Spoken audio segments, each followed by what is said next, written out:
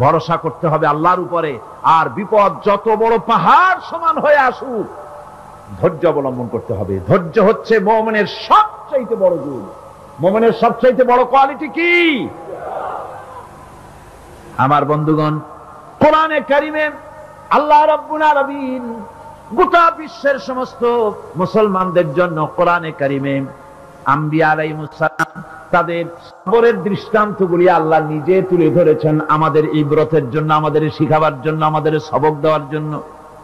কোরআনে কারীম হযরত আইয়ুব আলাইহিস সালামের সবরের ঘটনা কোরআনে কারীম তুলে ধরেছে। হযরত আইয়ুব 18টি বছর পর্যন্ত রোগের মধ্যে পড়ে আছেন। এত অসুখ করেছে, এত রোগ, শরীর পচে গিয়েছে, গায়ে পোকা ধরেছে, দুর্গন্ধ হয়ে গিয়েছে, বিবিরা চলে গিয়েছে, ছেলে মেয়ে পাড়ার লোকেরা দূর দূর করে তাড়িয়ে দিয়েছে। এবার জঙ্গলের ভিতরে গিয়ে আশ্রয় নিয়েছেন। এমন অবস্থা হয়েছে, শরীর পচে পচে জিহ্বায় যখন পোকা ধরা শুরু করে দিল, হযরত আইয়ুব আলাইহিস সালাম তখন আল্লাহ রাব্বুল আলামিনের দরবারে এই প্রথমবারের মতো তিনি বললেন, রব্বুল আলামিন, আয় আল্লাহ তাআলা, সমস্ত শরীর জড়জড়া হয়ে গিয়েছে, গায়ে পোকা ধরেছে, আমি কোনো কথা বলি নাই, আমি খামোশ থেকে জিকির আজগার করতেছিলাম। আয় আল্লাহ, এখন দেখি আমার জিহ্বায় পোকা ধরেছে, পোকা ধরা শুরু হয়েছে। আমার জিহ্বাটায় পোকা তুমি দয়া করে দিও না, কারণ আমার জিহ্বায় যদি পোকা হয়ে যায় তাহলে তোমার মতো আল্লাহর জিকির আমি কি দিয়া করব? আমার জিহ্বাটা তুমি দয়া করে ভালো রাখো।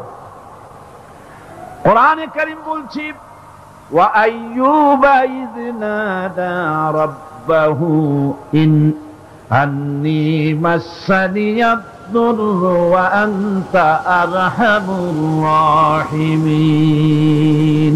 স্মরণ করো সেই সময়ের কথা যখন আইয়ুব তার রবকে ডেকে বলেছিল, আমি অসুস্থ আর তুমি তো রহমান রহিম, দয়াময়। ভাষাটা দেখেন কি সুন্দর। এর থেকে কি আল্লাহর আর কিছু বলা লাগে? আল্লাহ পাকের কাছে তিনি বলতেছেন, আল্লাহ আমি তো অসুস্থ, আমি তো অসুখ করেছে আমার, আর তুমি তো দয়াময় রহমান রহিম। এক অন্ধ, ঈদের দিন কত অন্ধই তো আসে খয়রাত করার জন্য, ভিক্ষা করার জন্য, চতুর্দিকে ভিক্ষা করতেছে অন্ধরা। এক অন্ধ ঈদের গেটের কাছে দাঁড়ায়া বলতেছে, ভাইরা আজ হচ্ছে ঈদের দিন আর আমি কিছু দেখতে পাচ্ছি না। এ বেশি পয়সা পাইনি, মানুষের দিন তার প্রতি আকৃষ্ট হয়ে গেছে। আরে কি কথা, আজ ঈদের দিন, সকলে আনন্দ করছে আর আমি কিছুই দেখতে পাচ্ছি না। সে কিন্তু কিছু চায় নাই। ভাষার ভিতরে, কথা বলার ভিতরে এ ধরনের টেকনিক আছে। হযরত আইয়ুব আলাইহিস সালাম বললেন না যে আল্লাহ আমারে মাফ করে দাও, কষ্টের মধ্যে আছি। তিনি শুধু বলেছেন, রব্বুল আলামিন, আমি অসুস্থ হয়ে পড়েছি, আমার অসুখ করেছে, আর তোমার নাম রহমান রহিম। এতটুকু কথা বলেছেন।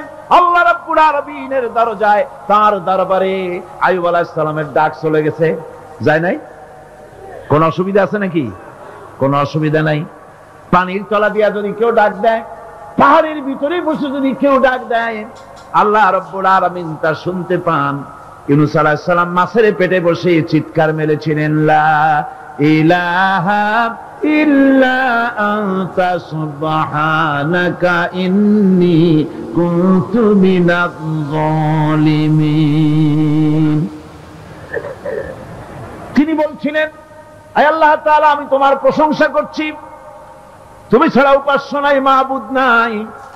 আমি তোমার পবিত্রতা ঘোষণা করছি, আমি তো জালিমদের অন্তর্ভুক্ত হয়ে গেছি। বাস এতটুকুন কথাই বলেছেন। আল্লাহ পাক বলছেন, ইউনূসের ডাক তো কেউ শোনে নাই, পানির মধ্যে কেউ শোনে নাই, জমিনের কেউ শোনে নাই, মহাশূন্যের কেউ শোনে নাই, কিন্তু মাছের পেটের ভেতরে থেকে, গভীর অতল দরিয়ার তলদেশ থেকে মাছের পেটের ভিতরে বসে আমার ইউনূস যে ডাক দিল, ওই ডাক আমি আরশের মালিক আমি শুনতে পেয়েছি, আর সঙ্গে সঙ্গে জবাব দিয়েছি।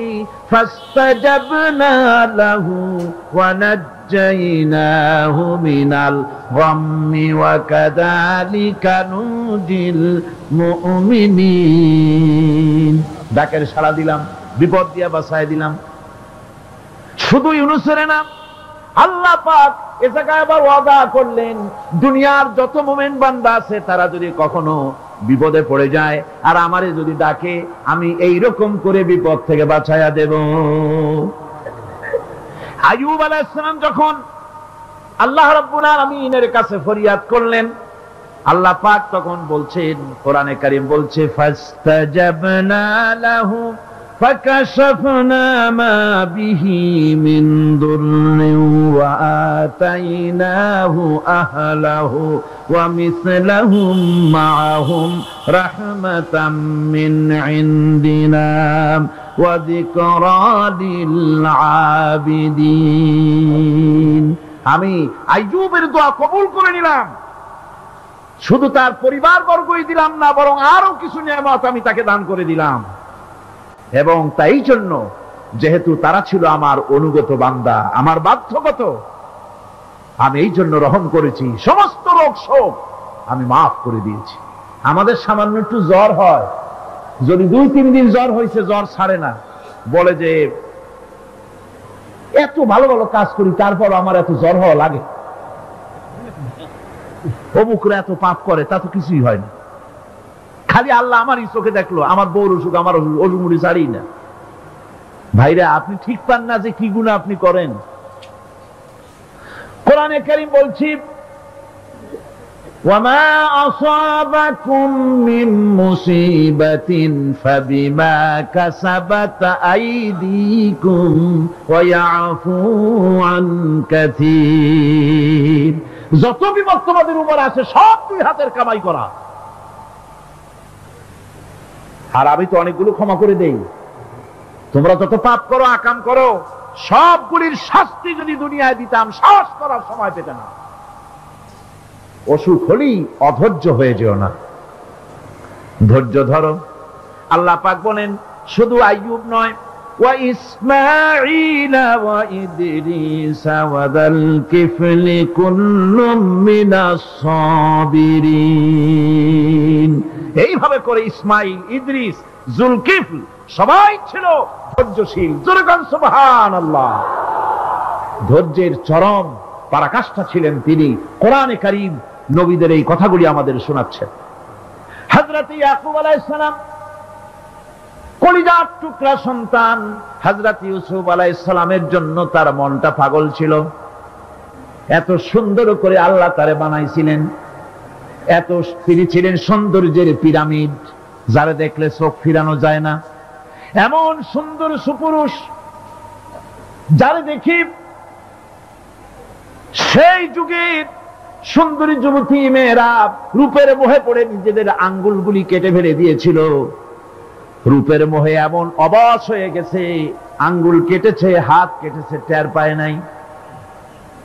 আবার ভুল বুঝবেন না, দুনিয়ার সেরা সুন্দর পুরুষ ইউসুফ আলাইহিস সালাম, তা কিন্তু রাসূলের চাইতে বেশি নয়। হযরত উম্মুল মুমিনিন আয়েশা রাদিয়াল্লাহু তাআলা আনহা তিনি বলেছেন, যেই সব সুন্দরী রমণীরা ইউসুফ আলাইহিস সালামকে দেখে রূপের মোহে পড়ে নিজেদের আঙ্গুলগুলো কেটে ফেলেছিল, ওরা যদি আমার হাবিবকে দেখতো, ওরা যদি আল্লাহ রাসূলকে দেখতো, তাহলে হাত কাটতে কাটতে কোন ফাঁকে যে কলিজা কেটে ফেলে দিত, ওরা টের পেত না। আবার বন্ধুগণ, হযরত আইয়ুব আলাইহিস সালাম সন্তানের মায়া, অন্যান্য ভাইরা হিংসায় পড়ে গেল, তারা নিয়ে তাকে কুয়ায় ফেলে দিল।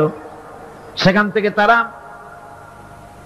একটা ছাগল বা কোনো পশু জবাহ করে তার রক্ত মাখাইয়া জামায়ানে হাজির করে দিল। হযরত ইয়াকুব আলাইহিস সালামের সামনে যে তালে নিয়ে খেলা করতে গিয়েছিলাম, আমরা খেলায় লিপ্ত ছিলাম, বাগে খাইয়া ফেলাইছে। এগুলি কি গপ্প? এগুলি কি কোরআন? আল্লাহ পাক শোনাচ্ছেন, বিশ্ববাসীকে শোনাইছেন। সূরা ইউসুফের চাইতে এত সুন্দর উপাখ্যান গোটা পৃথিবীতে আর নাই। সুবহানাল্লাহ। অনেকে ইউসুফ জুলাইখার কিসসা খুব মজা করে পড়ে, ফুর্তি করে, প্রেমের গল্প পড়ে। এটা কোনো প্রেমের গল্প নয়। ইউসুফ আলাইহিস সালাম, জুলাইখা ইউসুফ আলাইহিস সালামের জন্য কাঁদতে কাঁদতে চোখ কানা হয়ে গেছে। এরপর ইউসুফ আলাইহিস সালাম জুলাইখারে পাওয়ার জন্য পাগল হয়ে গেছে। নাউজুবিল্লাহ, এটা হয়নি কখনো। তিনি আল্লাহর পয়গম্বর, আর আল্লাহ কেমনি তারে বাঁচিয়েছেন, যখন জুলাইখা ঘরের ভিতরে সুন্দর করে যৌন উন্মাদনামূলক চিত্র অঙ্কিত করে ঘরের মধ্যে আটকায় দিয়েছে, তালা লাগায় দিয়েছে, আর নিজে যৌন উদ্দীপক কাপড় চোপড় পরেছে না পরার মতোই। সে যুগের সুন্দরী মেয়ে জুলাইখা।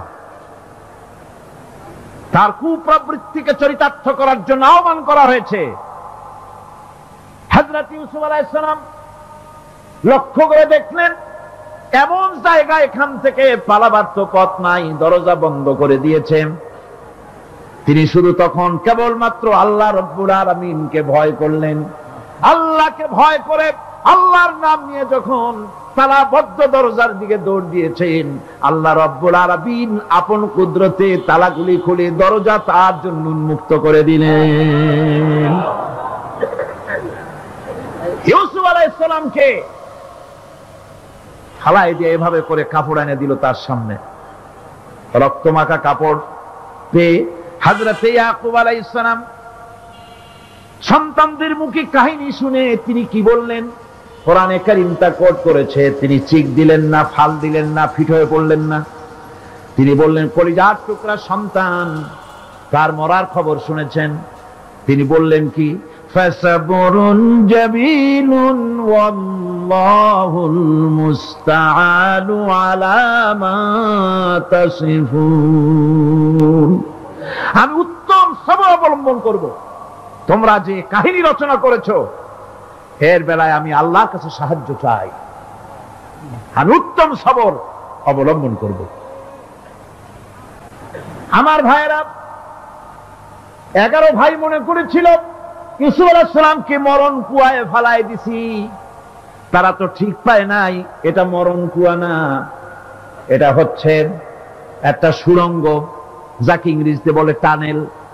এটা এমন একটা সুড়ঙ্গ, ওরা মনে করেছে মরণ কুয়া, কিন্তু আল্লাহ রাব্বুল আলামিন এই কুয়াতে এমন বানালেন, ওরা একদিকে ফালাই দিল মরণ কুয়ায়, এই কুয়ার আর এক মুখ দিয়া আল্লাহ রাব্বুল আলামিন ইউসুফ আলাইহিস সালামকে নিয়ে মিশরের সিংহাসনে বসায়া দিলেন।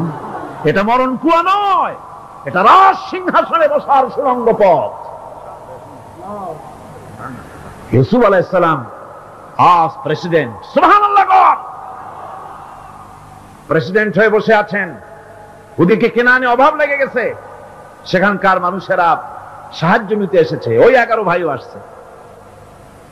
হযরত ইউসুফ আলাইহিস সালাম দেখেই চিনে ফেলেছে, ওরা কিন্তু তখনও ঠিক পায় নাই। হযরত ইউসুফ আলাইহিস সালাম চিনে ফেলেছেন। এখন কি করা উচিত? সবগুলাকে ঠ্যাং উপরের দিকে উঠাইয়া তারপরে সমানে ধোলাই দেওয়াই তো স্বাভাবিক ছিল, আমাদের মতো মানুষ হইলে, ঠিক কিনা? ঠিক তো বলবেনি, অভ্যাস তো এটাই। হযরত ইউসুফ আলাইহিস সালাম তাদের সামনে পরিচয় দিলেন। তারা যখন বুঝতে পারলো, লজ্জায় তাদের মাথা হেট হয়ে গেল। হযরত, তারা এক তো লজ্জা, আর 2 নম্বরের ভয়, জান নিয়া কেনানে কেউ ফিরে যেতে পারবো না। এখন অবস্থা হয়েছে যে জীবনই যায় নাকি এখানে। হযরত ইউসুফ আলাইহিস সালাম ভাইদের এই করুণ দুরবস্থা বুঝতে পারলেন, বুঝে চরম ধৈর্য ধরে তিনি কি বললেন? তিনি বললেন, লা তাসরিবা আলাইকুমুল ইয়াউম। ও ভাইরা, তোমাদের বিরুদ্ধে আমার কোনো ক্ষোভ নাই, দুঃখ নাই, বিদ্বেষ নাই, হিংসা নাই, আল্লাহর রাস্তে মাফ করে দিলাম। সুবহানাল্লাহ। এর নাম পয়গম্বর। এর নাম কি? পয়গম্বর। কিসের লেনিন, কিসের মার্কস? জওয়ানেরা, ভুল পথে মানুষ চলেছিল, আলহামদুলিল্লাহ আল্লাহ এগুলারে ডাস্টবিনে ফেলাই দিছে। কারণ আলহামদুলিল্লাহ, আলহামদুলিল্লাহ। পয়গম্বর কারে বলে? কারে বলে পয়গম্বর? কি চরিত্র! রাসূল কারীম সাল্লাল্লাহু আলাইহি ওয়াসাল্লাম তাকে একজন সাহাবী বলছিলেন, হুজুর বলছেন এই কামটা করলা না কেন? সাহাবী বললেন, হুজুর আপনি যদি চোখের ইশারায় বলতেন মুখ দিয়ে না কইয়া, তাও তো আমি কামটা করে ফেলতাম, আমি তো বুঝি নাই। হুজুর বললেন, চোখের ঠারে ঠারে কাজ করা নবুয়তের শান নয়। আল ওয়াদুহু ওয়াস সারাহা, নবীরা যা করেন তা ডাইরেক্ট, কোনো বক্রতা নাই, স্পষ্ট কথা। আমার ভাইরা, হযরত ইউসুফ আলাইহিস সালাম বিনিয়ামিনকে কাছে নিয়ে পরিচয় দিলেন তার ভাইদের সামনে। কোরআনে কারীম বলছে, ক্বালা আনা ইউসুফ ওয়া হাযা আখি قد من الله علينا إنه من يتقي ويصبر فإن الله لا يضيع أجر المحسنين। আমি ইউসুফ আর এই হচ্ছে আমার ভাই। আল্লাহ আমাদের উপর ইহসান করেছেন। প্রকৃতপক্ষে যারা আল্লাহকে ভয় করে এবং সবর এখতিয়ার করে, আল্লাহ এভাবে তাদেরকে তাদের আমলকে নিষ্ফল হতে দেন না। আমার এই জামাটা নিয়ে যাও। হযরত ইয়াকুব আলাইহিস সালাম কলিজার টুকরা সন্তান ইউসুফ আলাইহিস সালামের বিরহ যন্ত্রণায় ছেলেকে কতদিন দেখে না, কাঁদতে কাঁদতে চোখ দুটো অন্ধ হয়ে গেছে। মিশর থেকে কেনানের দিকে জামা রওনা হয়েছে। কোথায় মিশর, কোথায় কেনান? জামা যখন রওনা হয়ে গেছে, হযরত ইয়াকুব বলতেছেন, আমি যেন আমার ইউসুফের গন্ধ নাকে পেতেছি। জামা চলে এলো, চোখের উপরে রাখলেন, আল্লাহ রাব্বুল আলামিন তাকে চক্ষুষ্মান বানায়া দিলেন। ভাইরা আমার, পয়গম্বরেরা সবর করে গোটা দুনিয়ার মানুষের সামনে দৃষ্টান্ত সেট করেছেন সবর কারে কয়। আমার ভাইরা, হযরত ইব্রাহিম আলাইহিস সালামের কথা আল্লাহ পাক কোরআনে কারিমে বলছেন সবর কারে কয়। দেখো, শেখো সবর কারে কয়। আল্লাহ পাক বললেন, ইব্রাহিম তোমার বিবি আর তোমার নবজাতক এই সন্তানকে রেখে আসো মক্কা নগরীতে। তিনি চলে গেলেন। সেখানে ঘর নাই, বাড়ি নাই, কিচ্ছু নাই, চতুর্দিকে ধুধু বালু আর মরুভূমি।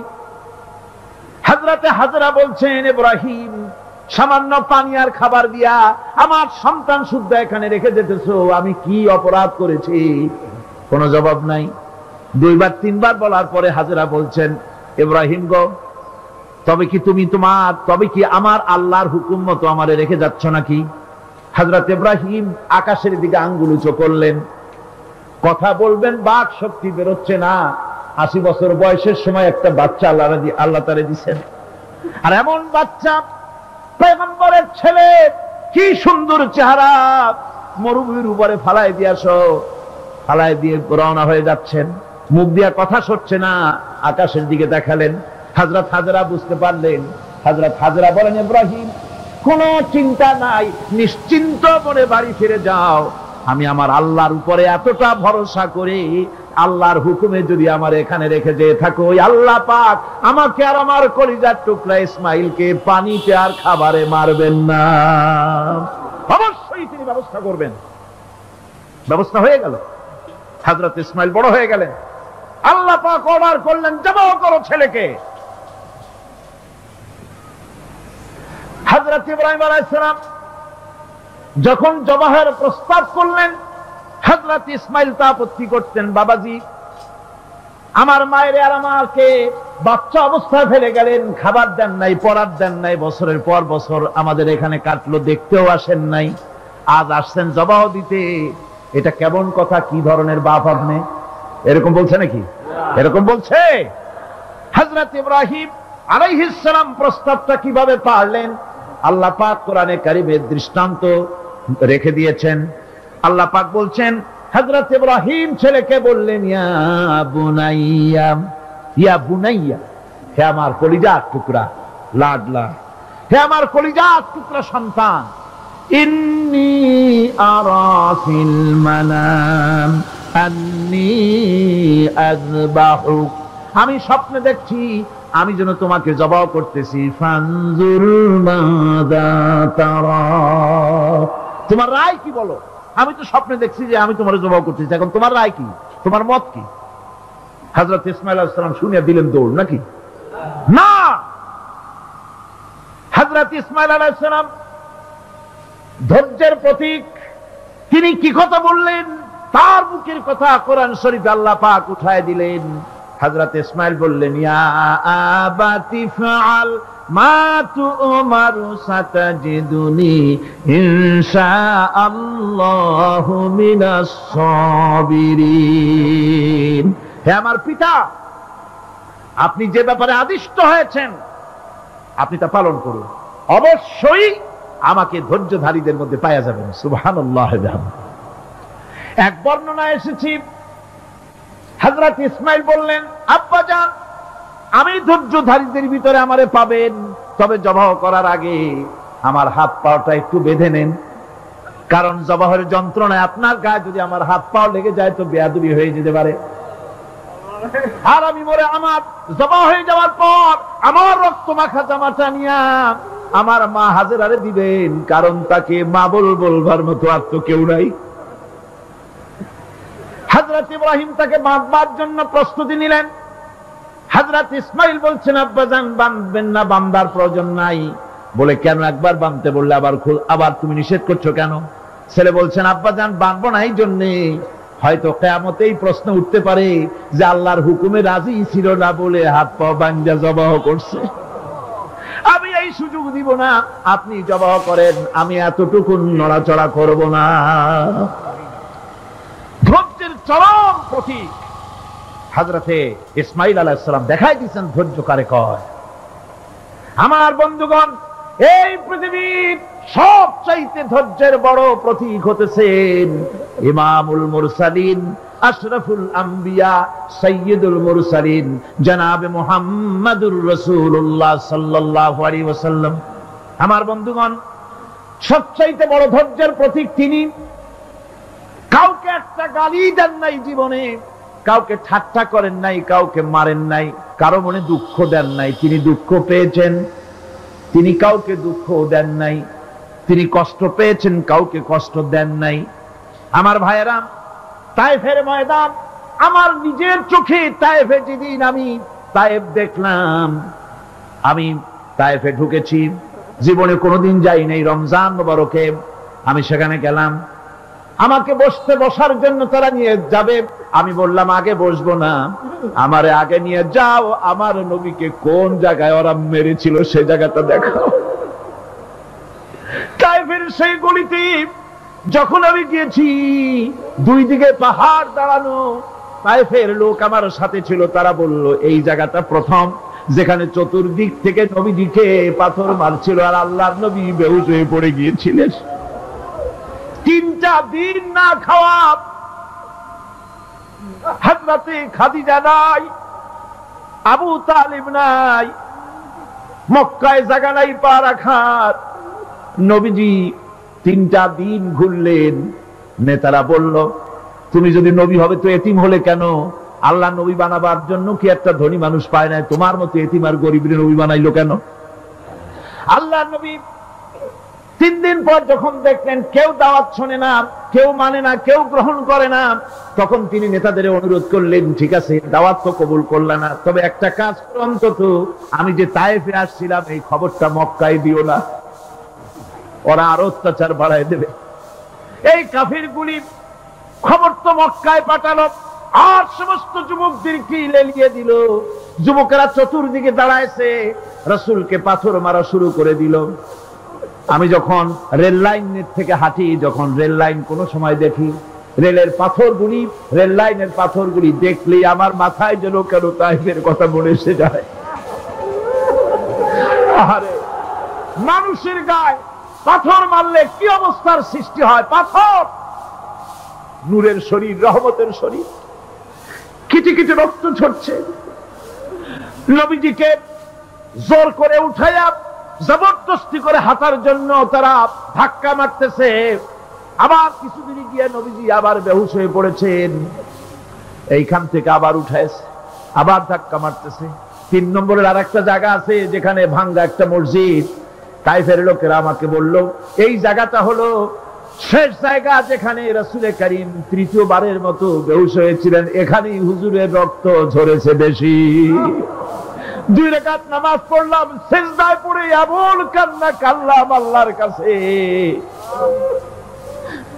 নবীজি যখন হুশ এসেছে, হযরতে জিবরাইল বলেন, ইয়া রাসূলুল্লাহ, আপনার এই কষ্ট দেখে ফেরেশতারা কাঁদতেছে। আপনি অনুমতি দিয়ে দেন এই দুই পাহাড়কে মিলাইয়া সমস্ত তায়েফবাসী কাফেরগুলি মাটির সাথে মিশাইয়া দেই।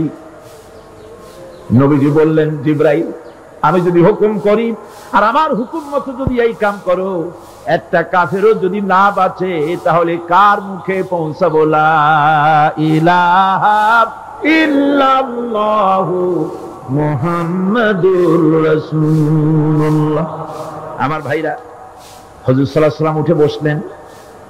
এমন সময় হযরতে যায়েদ শরীরের রক্তগুলি মুছে দিতেছেন। হুজুর সাল্লাল্লাহু আলাইহি ওয়াসাল্লাম বসে দুইখানা হাত উত্তোলন করলেন।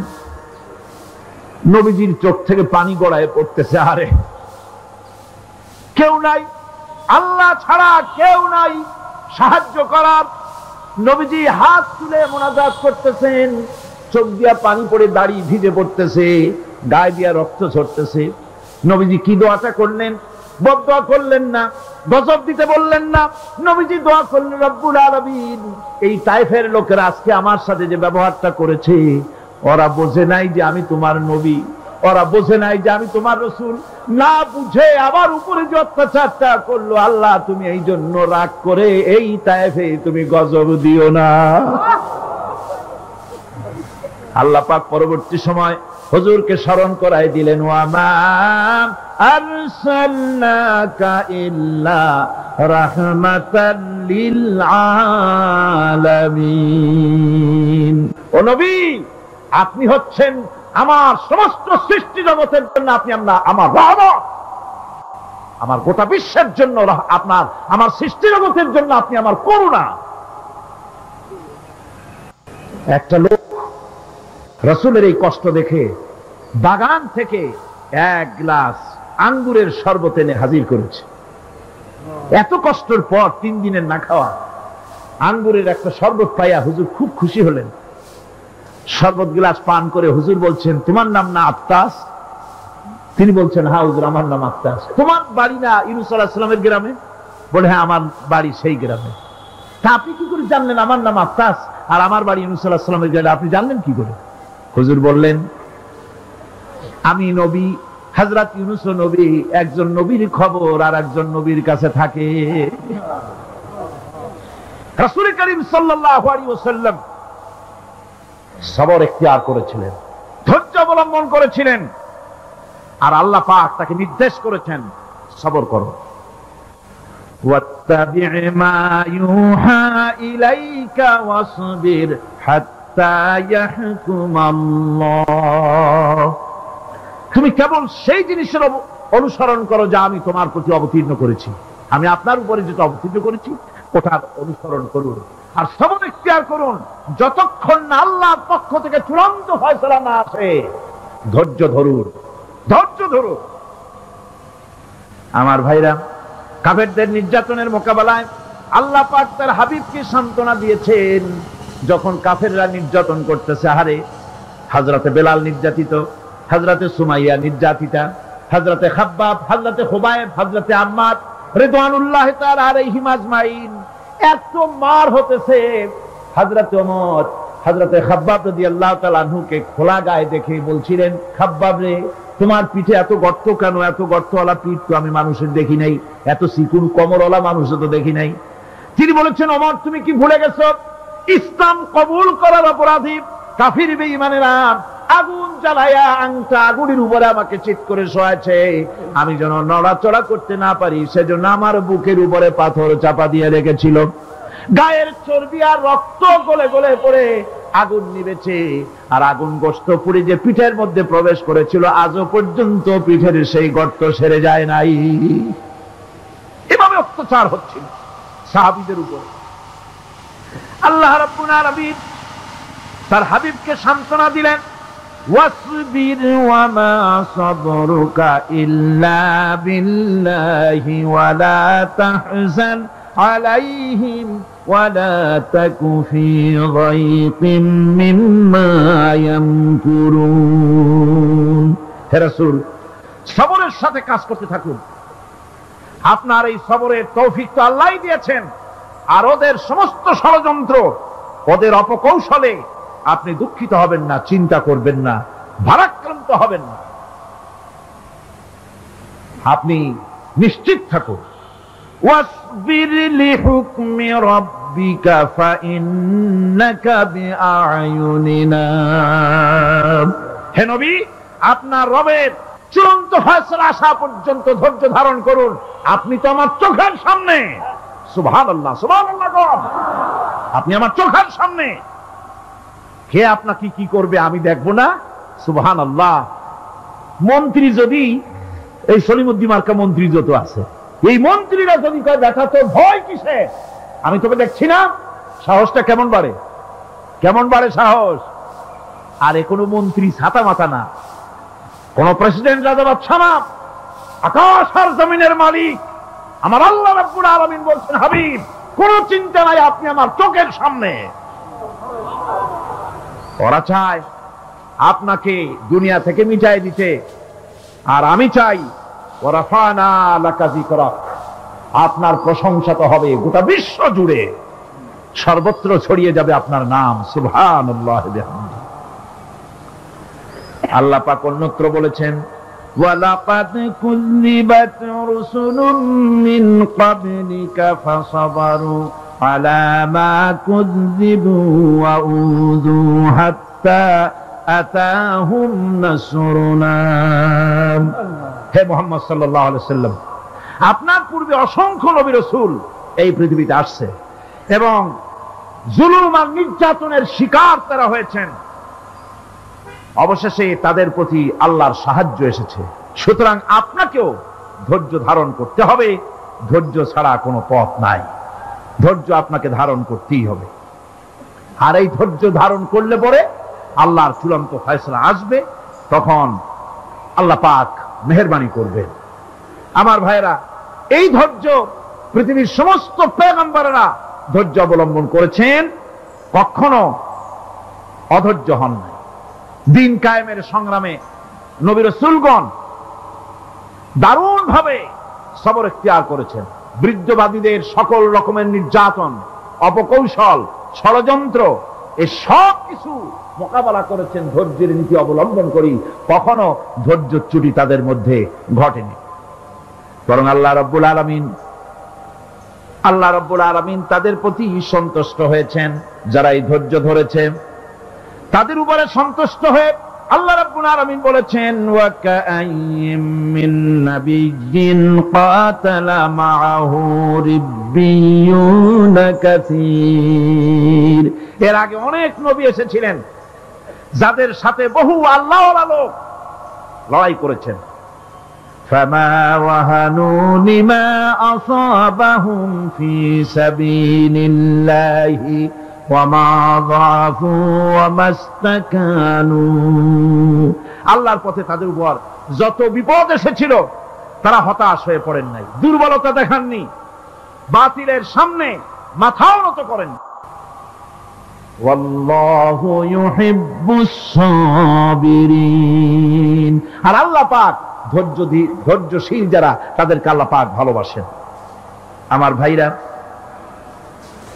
ধৈর্যের পরিচয় রাসূল করিম সাল্লাল্লাহু আলাইহি ওয়াসাল্লাম উহুদের ময়দানে যখন আক্রান্ত হয়ে গেলেন, চতুর্দিকে কাফেররা ঘিরে ধরেছে, বাঁচার কোনো পথ নাই। সাহাবায়ে কেরাম রাসূলকে পাহারা দিলেন। যারা রাসূলকে পাহারা দিতে দাঁড়ায়ছেন, জীবন দিয়া পাহারা দিতে দাঁড়ায় গেছে, রাসূলের দিকে মুখ দিয়া, পিঠটা বাইরের দিকে দিয়ে রাসূলকে পাহারা দেওয়া শুরু করেছেন। হুজুরকে পাহারা দিতে যারা দাঁড়িয়েছিলেন, কাফের কর্তৃক নিক্ষিপ্ত কি তীরগুলি এসে যখন বিঁধতেছিল, শুধু একজন সাহাবী হযরত তালহার পিঠের ভিতরে রাসূলকে হেফাজতের জন্য 80টা তীর একজনের পিঠের মধ্যে গিয়ে ঢুকেছে। এক অসতর্ক মুহূর্তে নবীজির দান্দান মোবারক শহীদ হয়ে গেল, শিরস্ত্রাণ ভেঙে গেল, লোহার কড়া প্রবিষ্ট হয়ে গেল কপালের ভিতরে। হুজুর মাথা ঘুরে পড়ে গেলেন। হযরত আবু উবাইদা রাদিয়াল্লাহু তাআলা আনহু হুজুরের মস্তক মোবারককে কোলে করে নিয়ে তারপরে বহু কষ্ট করে মাথা থেকে লোহার কড়া বের করলেন। এবার ওই কড়ার ছিদ্র দিয়ে রক্ত আসতেছে, মুখ দিয়ে রক্ত পড়তেছে, দাড়ি ভিজে যাচ্ছে। বুখারী শরীফে এসেছে, আল্লাহর নবী দুইখানা হাত নিজের চেহারার উপরে মলে আনে টাটকা রক্ত চোখের সামনে দেখে বলছেন, আহারে এই কওমের ফালাহ কি করে হবে, এই কওমের মুক্তি কি করে হবে, এই কওমের নাজাত কি করে হবে, যে কওম তার নবীর চেহারা রক্ত দিয়ে আল্লাহ বানাইয়া দিল। নবীজি বললেন, আল্লাহুম্মা গফিরলি কওমি ফাইন্নাহুম লা ইয়ালামুন, আয় আল্লাহ পাক আমার এই কওম বুঝতে পারে না, ওদেরকে মাফ করে দাও। খবর ছড়িয়ে গেল নবীজি শহীদ হয়ে গিয়েছেন। খবর ছড়িয়ে গেল চতুর্দিকে, মদিনায় খবর ছড়িয়ে গেল, মানুষ পাগলের মতো দৌড়ানো শুরু করে দিল। এক মেয়ে লোক দৌড়াচ্ছে ওহদের দিকে, কয়েকজন সাহাবীর সঙ্গে দেখা, তারা জিজ্ঞেস করলেন, দৌড়াও কেন মহিলা, যাও কই? কয় ওহদের দিকে যেতেছি। কয় যায় তো কোনো লাভ নাই, যেহেতু তোমার যে স্বামী এসেছিলেন জিহাদের ময়দানে তিনি তো শহীদ হয়ে গেছেন। মহিলা বলতেছে, কে শহীদ হয়েছে শুনতে চাই না, আগে বলো নবীজি কেমন আছেন। আবার কিছুক্ষণ পর আর কয়েকজনের সঙ্গে দেখা, তারা বলছে, মেয়ে লোক দৌড়াও কই? যাচ্ছি ওহদের দিকে। তারা বলছেন যে কোনো লাভ নাই, তোমার যে দুইটা কলিজার টুকরা সন্তান ওহদে এসেছিল দুটোই শহীদ হয়ে গেছে। মা বলতেছি, ও সাহাবী কে শহীদ হয়েছে শুনতে চাই না, তাড়াতাড়ি করে বলো আল্লাহর নবী মুহাম্মদ রাসূলুল্লাহ সাল্লাল্লাহু আলাইহি ওয়াসাল্লাম কেমন আছেন।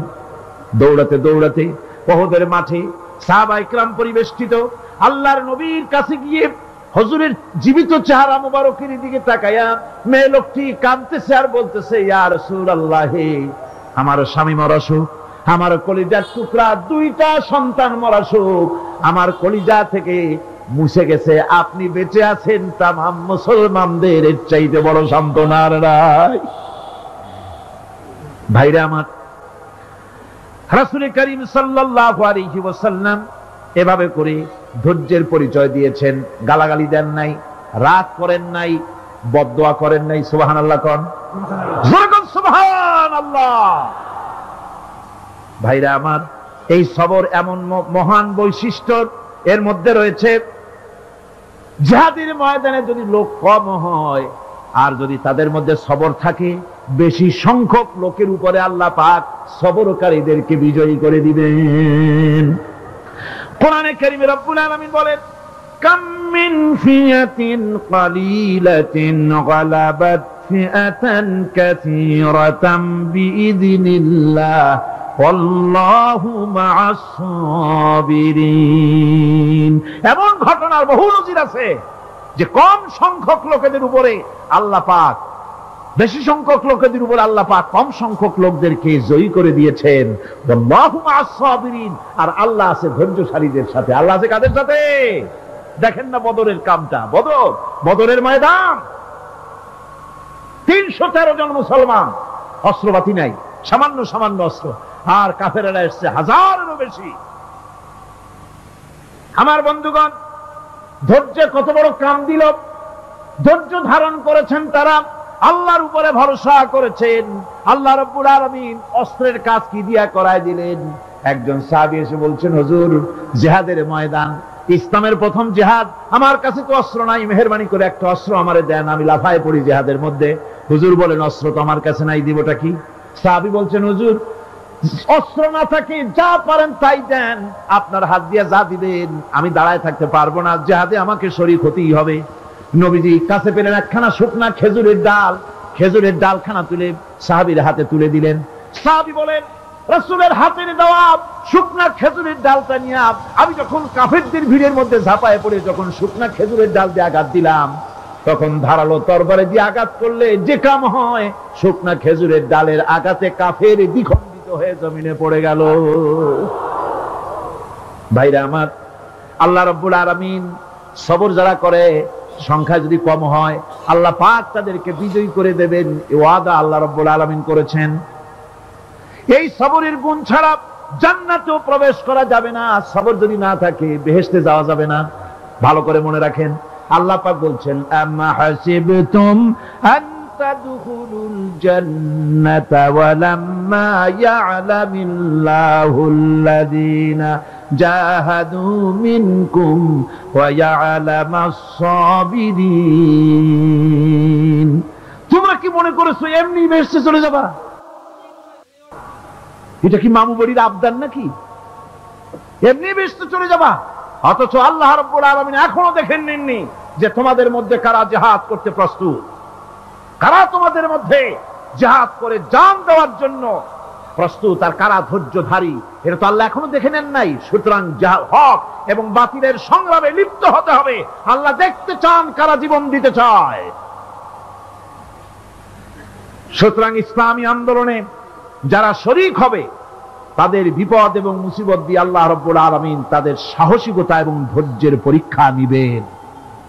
কোরআনে কারীম বলছে, وَلَنَبْلُوَنَّكُمْ حَتَّى نَعْلَمَ الْمُجَاهِدِينَ مِنكُمْ وَالصَّابِرِينَ وَنَبْلُوَ أَخْبَارَكُمْ।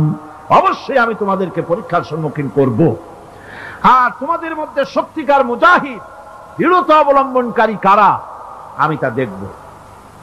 এটা যেন আমি দেখে নিতে পারি, সেই জন্য আমি বিপদ এবং মুসিবতের মধ্যে তোমাদের ফেলবো। ধৈর্যধারীদের উপরে আমার রহমত অবশ্যই থাকবে। সবর এমন এক সম্পদ যা ধারণ করলে পরে আল্লাহ রাব্বুল আলামিন রাষ্ট্রীয় ক্ষমতা দান করে দেন। কোন সুবহানাল্লাহ, জোরে কোন সুবহানাল্লাহ। ধৈর্য ধারণ করলে আল্লাহ রাষ্ট্রের মতো বিরাট নিয়ামত আল্লাহ হাতে তুলে দিবেন। তার প্রমাণ কোরআন শরীফে আল্লাহ বলছেন, বনি ইসরাইলরা মিশর থেকে যখন বহিষ্কার হয়ে গেল, তাদের যখন পা রাখার কোনো জায়গা থাকলো না, বনি ইসরাইলরা মিশর থেকে যখন বহিষ্কার হয়ে গেল, এরপরে আল্লাহ পাক তারা যখন ধৈর্য অবলম্বন করলো, আল্লাহ পাক তাদের ব্যাপারে বলছেন, ওয়া আওরাসনাল কওমাল্লাযীনা কানু ইউস্তাদআফুনা মাশারিকাল আরদি ওয়া মাগারিবাহা আল্লাতী বারাকনা ফিহা। আর তাদের স্থলে আমি নির্যাতিত লোকদেরকে প্রতিষ্ঠিত করলাম। পশ্চিম এবং উত্তরের তাদেরকে আমি পশ্চিম এবং পশ্চিম এবং পূর্বের উত্তরাধিকারী তাদেরকে বানায় দিলাম।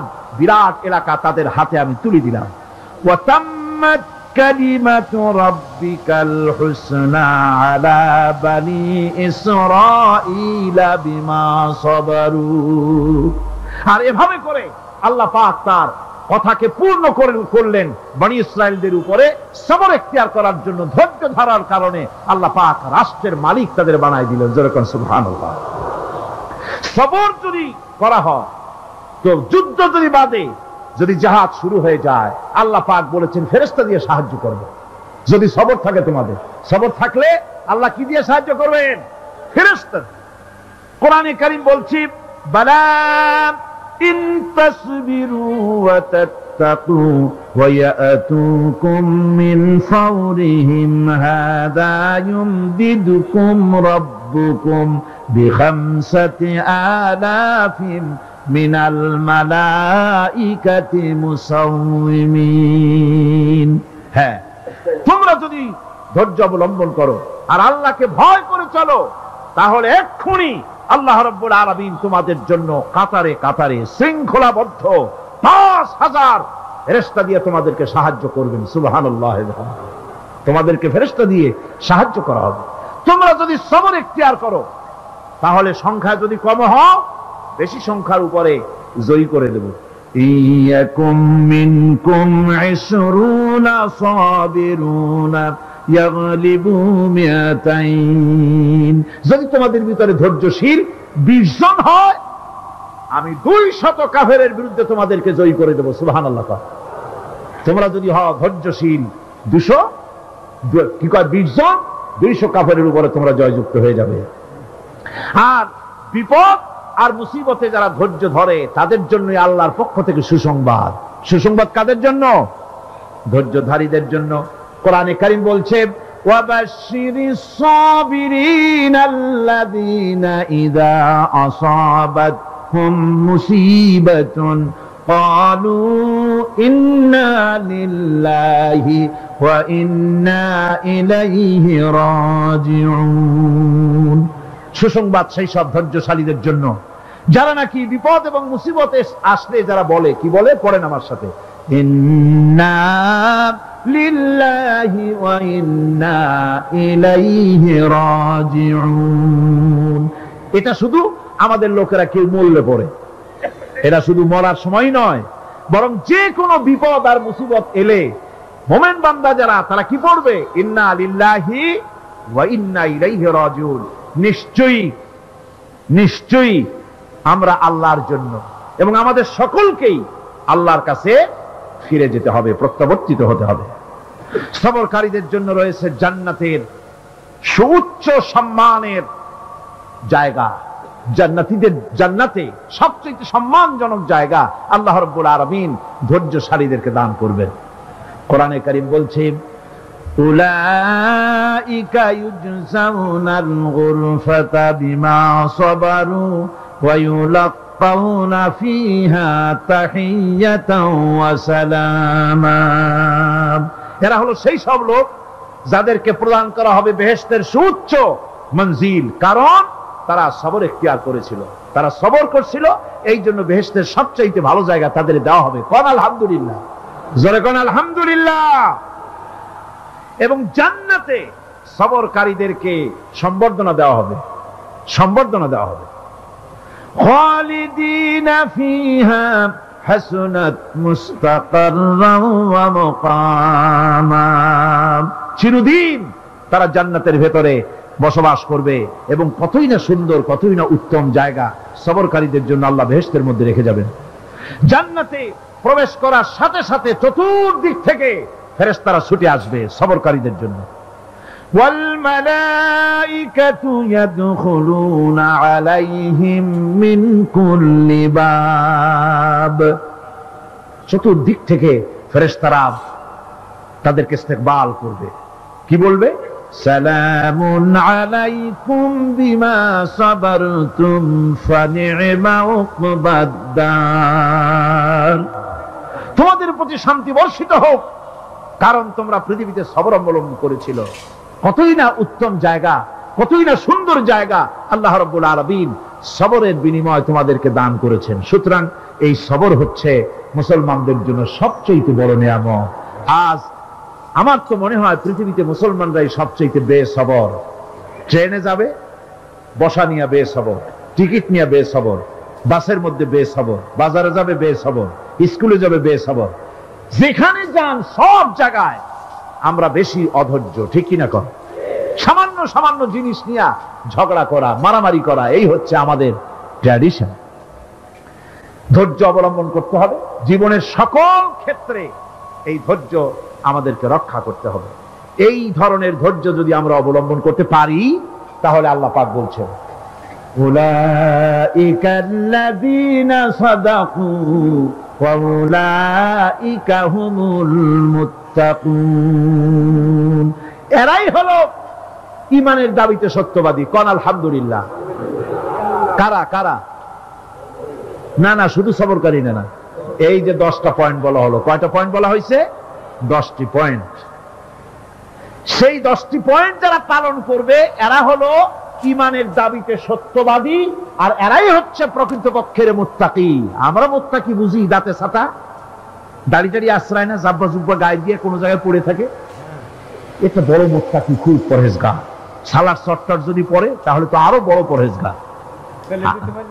জি, আর যদি কাপড় চোপড় মোটেও না থাকে তাহলে তো খাজা বাবা হয়ে গেল। নাউযুবিল্লাহ মিন যালিক। আর আল্লাহ বলছে মুত্তাকি কারে কয় শোনো, এরে কয় মুত্তাকি যাদের মধ্যে এই 10টা গুণ আছে। এই 10টি সত্য যদি সম্পাদন করতে পারি, যদি আমল করতে পারি, জীবন ধন্য হয়ে যাবে। সেই 10টি কথা আমি আবার আপনাদের স্মরণ পটে তুলে দিতে চাই, প্যাকেট করে পকেটে উঠাই দিতে চাই, যেন বাড়ি নিয়ে যেতে পারেন। 1 নম্বর হচ্ছে 10টি পয়েন্টের 1 নম্বর আল্লাহর প্রতি ঈমান। 1 নম্বরে আল্লাহর প্রতি ঈমান, 2 নম্বরে পরকালের প্রতি ঈমান, 3 নম্বরে ফেরেশতাদের উপর ঈমান, 4র্থ নম্বরে কিতাবের প্রতি ঈমান, 5ম নম্বরে নবীদের প্রতি ঈমান, 6ষ্ঠ নম্বরে সহায় সম্বলহীন নিকটবর্তী আত্মীয়, ইতিম, মিসকিন, প্রবাসী, মুসাফির, সাহায্য প্রার্থী, এদেরকে মুক্ত করার জন্য এদেরকে সাহায্য প্রদান করা। 7 নম্বরে নামাজ প্রতিষ্ঠা করা। 8 নম্বরে যাকাত আদায় করা, 9 নম্বরে ওয়াদা পালন করা, 10 নম্বরে সবর এখতিয়ার করা। কয়টা হইল? কয়টা হলো? এই 10টি কাজ যদি আমরা পালন করতে পারি, বিপদে মুসিবতে ধৈর্য ধারণ করতে পারি, যত মুসিবত আসুক, আসলে এগুলি কিছু না। মুসিবত আল্লাহ টেস্ট করবেন, মুসিবত দিয়া আল্লাহ টেস্ট করেন। দেখা যায় যে ওদের শক্তি খুব বেশি, চোখে আপনি দেখতে পারেন, কিন্তু আল্লাহ বলছেন ইন্না কায়দাশ শায়তানে কানা দাঈফা। বাতিলরা হলো শয়তান, বাতিলরা কি? আর ওদের চক্রান্ত আসলেই দুর্বল। এদের চক্রান্ত আসলে কি? দুর্বল। কাজেই এগুলিকে ভয় করা যাবে না। বিপদে মুসিবতে ধৈর্য ধারণ করে যদি অগ্রসর হওয়া যায়, তো আল্লাহ রাব্বুল আলামিন এই 10টি পয়েন্ট যদি আমল করা যায়, দুনিয়াও শান্তি পাবো, আখিরাতেও শান্তি পাবো। যত মুসিবত আসুক, বিপদ আসুক, ধৈর্যের সাথে মোকাবেলা করতে হবে। ধৈর্যের অর্থ কি? আমি আগেই বলেছি, ধৈর্যের অর্থ হচ্ছে অবিচলতা, দৃঢ়তা, বরদাস্ত করা, সহিষ্ণুতা, ধীরতা, স্থিরতা। ধৈর্যের অর্থ এটা নয় একজন একটা থাপ্পড় মারলো আর আপনি বলবেন যে বাবা ব্যথা পাইছো নাকি, তাহলে আরো একখান থাপ্পড় দিয়া দাঁত আমার সবগুলো ভালাই না। এর নাম ধৈর্য নয়। ধৈর্য হচ্ছে পরিস্থিতির মোকাবেলা করতে হবে সাহসিকতার সাথে, এর নাম হচ্ছে ধৈর্য। ওই যে আমি একটা দৃষ্টান্ত দিয়ে থাকি, এক সাপ একবার মুরিদ হয়েছিল এক পীর সাহেবের কাছে। পীর বলছিলেন যে না, আমি তো এই সব সাপ টাপ মুরিদ বানাই না। কয় না হুজুর, আমারে বানান। তারপরে মুরিদ বানায় কিছু অজিফাতারে শিখাই দিল আর বলল খবরদার কাউকে দংশন করবে না। ঠিক আছে, সে যায়া জিজ্ঞাসা শুরু করে দিয়েছে। এর মধ্যে জমিনে রাখাল আসছে, ধান কাটছে, ধানগুলো নিবি কি করে?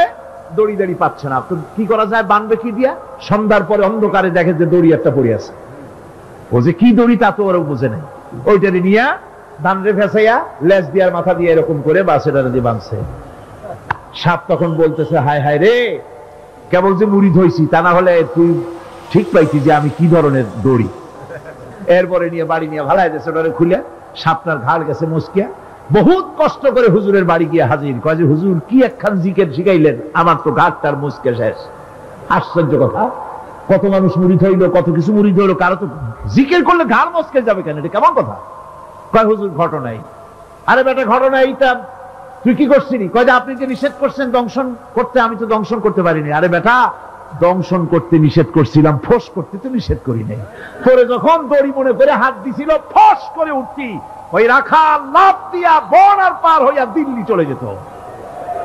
কাজী ধৈর্যের মানে শীত হয়ে পড়া না। ধৈর্য মানে অবিচলতা, দৃঢ়তা নিয়ে শক্তি সঞ্চয় করে আল্লাহর উপরে ভরসা করে বাতিলের বিরুদ্ধে ঝাঁপায় পড়তে হবে, বাতিল উৎখাত হতে বাধ্য হবে।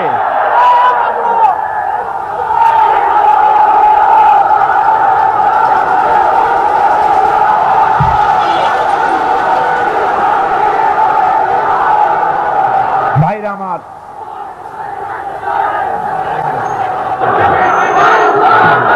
সুতরাং আলহামদুলিল্লাহ আমরা কোরআনে কারিমের এই আয়াতে কারিমাত আমরা যদ্দূর পারলাম আলোচনা করেছি। আল্লাহ পাক যেন এতে বরকত দেন। জোরে কোন আমিন, আরো জোরে কোন আমিন।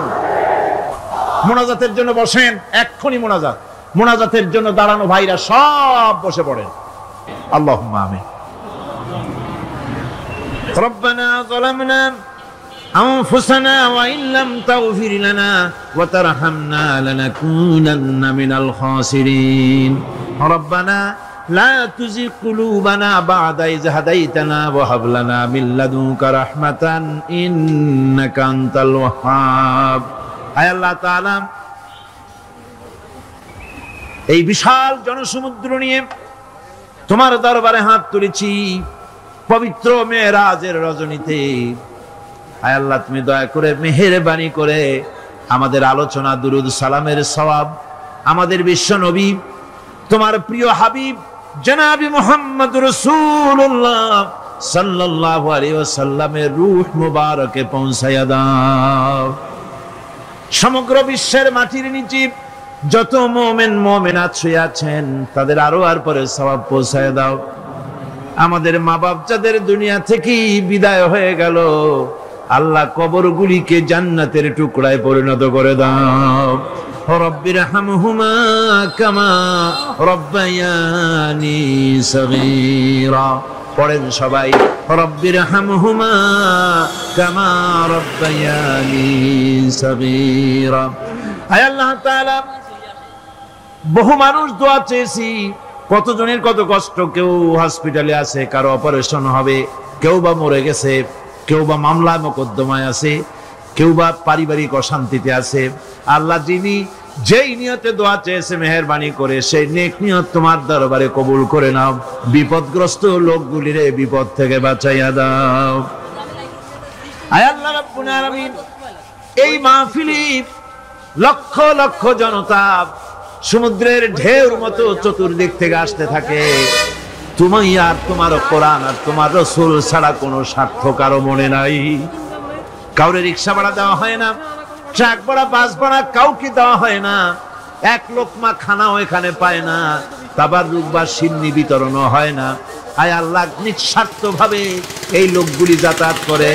আল্লাহ তোমার কোরআনের বরকতে সকলকে তুমি গুনাহ মুক্ত করে দাও। আয় আল্লাহ তাআলা, যাতায়াতটা আসান করে দিও, যাতায়াতের পথে কারো যেন কোনো বিপদ না হয়ে যায়।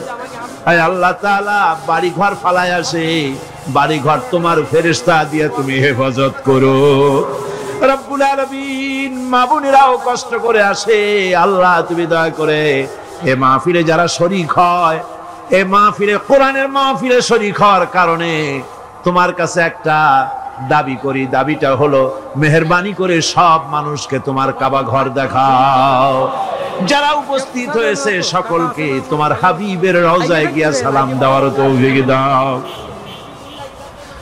রব্বানা তাকাব্বাল মিন্না ইন্নাকা আনতাস সামিউল আলিম ওয়া তুব আলাইনা ইন্নাকা আনতাত তাওয়াবুর রহিম। সুবহানা রাব্বিকা রাব্বিল ইজ্জাতি আম্মা ইয়াসিফুন ওয়া সালামুন আলাল মুরসালিন আলহামদুলিল্লাহি রাব্বিল আলামিন। ওয়াজআল আখির কালিমাতিনা ইনদাল মাউত লা ইলাহা ইল্লাল্লাহু মুহাম্মাদুর রাসূলুল্লাহ। আসসালামু আলাইকুম ওয়া রাহমাতুল্লাহ। অনাটনে, বিপদে, মুসিবতে আর হক আর বাতিলের সংঘর্ষ চলাকালীন ধৈর্য ধারণ করা, এটা হলো সবচাইতে একটা বড় কোয়ালিটি। কোরআনে কারিমে সবর শব্দটি সবচাইতে বেশি ব্যবহার করা হয়েছে। সর্বাধিক ব্যবহৃত শব্দ কোনটি? সবর। সবর আরবি একটি মৌলিক শব্দ, এমন একটি মৌলিক শব্দ যার তাৎপর্য অন্য কোন ভাষা দিয়া সবরটা বললে যেমন বোঝানো যায়, অন্য কোন ভাষা দিয়া এটার অর্থ করে এটার হক আদায় করা সম্ভব না। আর এই সবর কোরআনে কারিমে বিভিন্ন জায়গায় বিভিন্ন অর্থে ব্যবহার হয়েছে। যেমন সবর শব্দের অর্থ হচ্ছে অবিচলতা, বাংলায় যা বোঝানো যায়। সবর শব্দের অর্থ হচ্ছে অবিচলতা, দৃঢ়তা, সহিষ্ণুতা, মন মেজাজের সমতা, ধীরতা, স্থিরতা, কষ্ট সহিষ্ণুতা, বরদাস্ত করা। এগুলি এই সবরের এই শব্দ, এই অর্থগুলি কোরআনে কারিমের বিভিন্ন জায়গায় বিভিন্ন রকম এটাকে ব্যবহার করা হয়েছে। সবর একটি মৌলিক মানবীয় গুণ। এই গুণ যার মধ্যে আছে সে তার নৈতিকতার শীর্ষে পৌঁছে যেতে পারে। আর এই গুণটি যার মধ্যে অভাব, এই সবর যার ভিতরে নাই, সে মানুষের পর্যায়ে পড়ে না। যত অসুবিধা, যত কষ্ট, যত রকমের বিপদ মুসিবত, যত রকমের অসুবিধার সৃষ্টি হয়, তার মূলীভূত কারণ হচ্ছে ধৈর্যের অভাব, সবরের অভাব। দুনিয়ার সমস্ত নবী রাসূলগণ সবর অবলম্বন করেছেন। তারা ছিলেন সবরের মূর্ত প্রতীক। সবর কাকে বলে দুনিয়াবাসীকে তারা তা দেখিয়ে দিয়েছেন।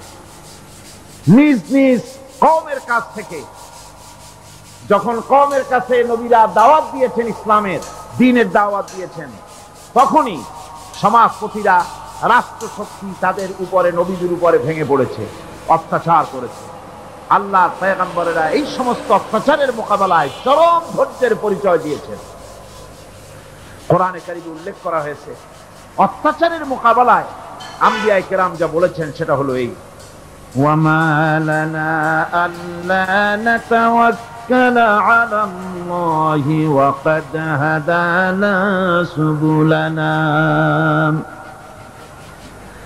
আল্লাহ পাক বলেন, পয়গম্বররা বলেছেন আমরা আল্লাহর উপরে ভরসা করব না তো কার উপরে ভরসা করব? তিনিই তো আমাদেরকে সঠিক পথ দেখিয়েছেন, সঠিক রাস্তা আমাদের দেখিয়েছেন, সুতরাং তার উপরেই তো আমরা ভরসা করব।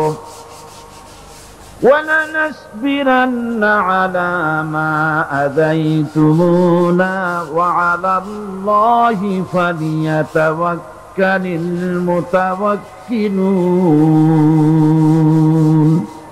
তোমরা আমাদের যে সব কষ্ট দাও, পীড়ন দাও, সেজন্য আমরা ধৈর্য অবলম্বন করব। তোমরা আমাদেরকে কষ্ট দিচ্ছ, আমরা ধৈর্য অবলম্বন করব আর ভরসা করব কেবলমাত্র তার উপরে যে আল্লাহ রাব্বুল আলামিন আমাদেরকে নবী করে পাঠিয়েছেন। সেই ভরসা করতে হলে সেই আল্লাহর উপরেই তো ভরসা করা উচিত। আমরা সেই আল্লাহর উপরে ভরসা করে আছি। তোমাদের যত খুশি আমাদের বিরুদ্ধে ষড়যন্ত্র করো, আমাদেরকে অত্যাচার করো। কোরআনে কারিমে হযরত হুদ আলাইহিস সালামের ঘটনা আল্লাহ রাব্বুল আলামিন এভাবে এনেছেন, तमाम এলাকার মানুষ তার বিরুদ্ধে ক্ষিপ্ত হয়ে গিয়েছে। সমাজের লোক, রাষ্ট্র শক্তি হযরত হুদ আলাইহিস সালামের উপর অত্যাচারের পাহাড় ভেঙে দিয়েছে। হযরত হুদ আলাইহিস সালাম একা মানুষ, সমাজের রাষ্ট্র শক্তির এই দুর্বিসন্ধির ষড়যন্ত্রের চ্যালেঞ্জ তিনি গ্রহণ করলেন আর তিনি বললেন, তিনি যেটা বললেন আল্লাহ পাক কোরআনে তা কোট করে দিলেন। দুনিয়ার সমস্ত ইসলামী আন্দোলনের কর্মীদের জন্য আল্লাহ পাক কোট করে দিলেন, সমস্ত মুমিনদের জন্য তা উল্লেখ করলেন। হুদ আলাইহিস সালাম তিনি জাতিকে বললেন, ফাকিদুনি জামিআন সুম্মা লা তুনদিরুন, তোমাদের যত ক্ষমতা আছে সমস্ত ক্ষমতা নিয়ে আমার বিরুদ্ধে তোমরা ষড়যন্ত্র করো, আর আমাকে এতটুকু অবকাশ দিও না।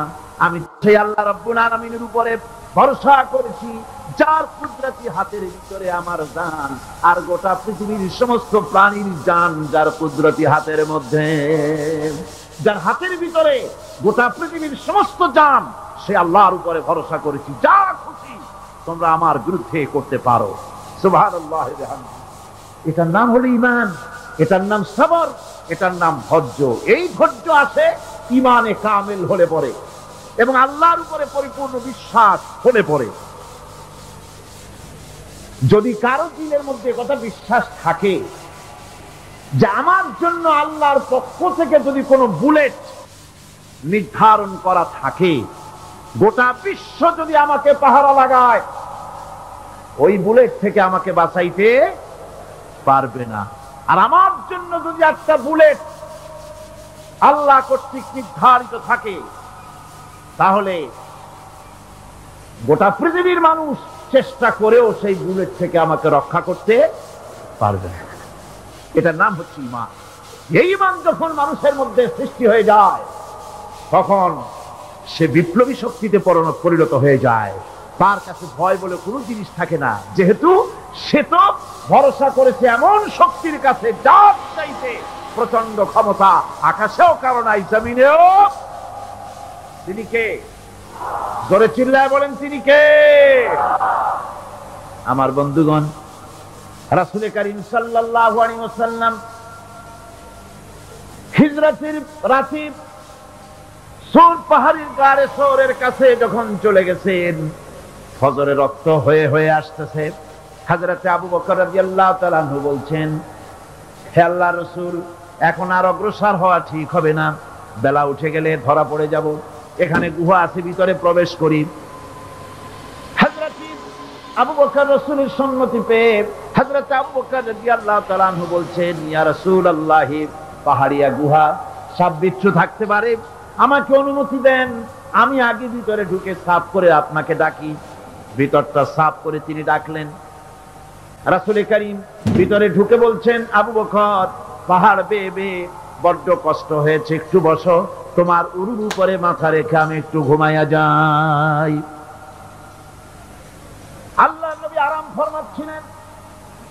সকালবেলায় কাফির বেঈমানরা যখন আস্তে আস্তে করে গুহা মুখে পৌঁছে গেছি, পায়ের চিহ্ন এখানে শেষ, তাদের নিশ্চিত ধারণা এর ভিতরে নবীজি আছেন। বলছে বেরিয়ে আসো। একজন বলে নাই, আর একজন বলে আছে। এভাবে তাদের মধ্যে দ্বিমত হয়ে গেল। হযরত আবু বকর বলছেন, ইয়া রাসূলুল্লাহ, আমরা তো ধরা পড়ে গেছি, আমাদের তো আর উপায় নাই। এই গুহাটা এতই অগভীর, শুয়ে যদি হাঁটু উঁচু করা যায় উপর থেকে দেখা যায়, বসলে পরে মাথা দেখা যায়, ধরা তো পড়ে গেছি, উপায় নাই। আল্লাহর নবী তখন তার হাবিব, তার বন্ধুকে কি বললেন? বিশ্ববাসীর জন্য আল্লাহ পাক কোরআনে তা উঠায় দিলেন। নবীজি তার বন্ধুকে ডেকে বললেন, লা তাহজান ইন্নাল্লাহা মা'ানা। ও আমার সাথী, কোনো চিন্তা করো না, ভয় পেও না, শঙ্কিত হয়েও না। আমরা মাইনরিটি নই, আমরাই মেজরিটি, কারণ আল্লাহ রাব্বুল আলামিন আমাদের সাথে আছেন। সুবহানাল্লাহ। এই চিন্তা, এই ধারণা যদি মানুষের মনের মধ্যে থাকে, তাহলে কখনোই তার মন দুর্বল হবে না, ঈমান দুর্বল হবে না।